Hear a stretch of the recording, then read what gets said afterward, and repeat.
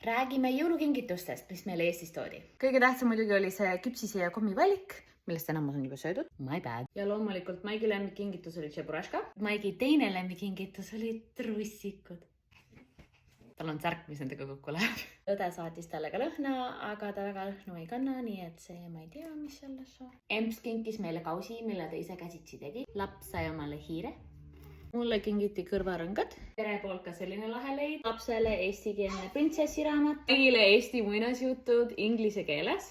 Ja mulle hullult meeldib ajalugu, nii et mulle kingiti Halloo 80ndate raamat ja seda ma juba ootan pikisilmi, et saaks lugema hakata. Ja viimase asjana isi säätsi oma töö juures siukse paki, kus on see šokolaad, ma sain kohe ära, aga siin on helkurid sees ja helkuritega on siuke asi, et USA neid ei kasutata ja ma kogu aeg olen tahtnud omale mingit helkurit, siis ma mõtlesin, et issand kui lahe. Igal juhul meie arvates on need väga lahedad kingitused ja äkki saite sellest ka mingid kingiideed, nii et tšau!